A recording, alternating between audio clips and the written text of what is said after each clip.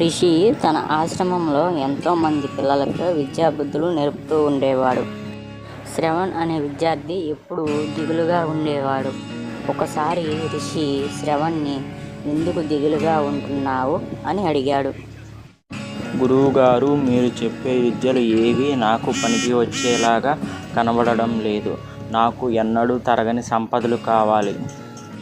ఇవన్నీ నాకు వద్దు. కేవలం ధనం సంపాదించే విద్యలు మాత్రం చెప్పండి చాలు.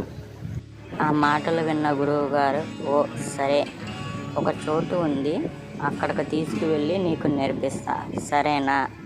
కానీ దానికి వాగులు వంకలు దాటాల్సి వస్తుంది, సిద్ధంగా ఉండు.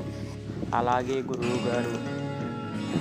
మరుసటి రోజు ప్రయాణం ప్రారంభించారు. కొంత దూరం వెళ్ళాక ఒక అడవి వచ్చింది. దాన్ని దాటాక ఒక ఊరు వచ్చింది. గురువుగారు, నాకు బాగా ఆకలి వేస్తుంది.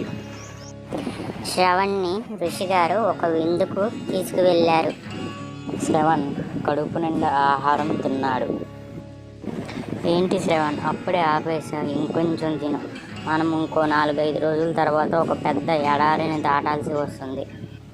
అమ్మో, నా వల్ల కాదు గురువుగారు. ఇప్పటికే కడుపు నిండా తినేసా. ఈ రోజు తినవలసింది ఆ రోజే తినాలిగా గురువుగారు.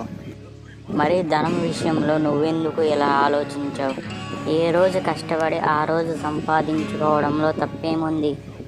వీలైతే కాస్త సంపాదించుకునే దానిలో పొదుపు చేసుకోవడం మంచిది.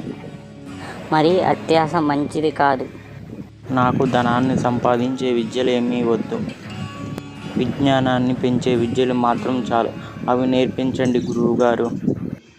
పదండి, ఆశ్రమానికి వెళ్దాం.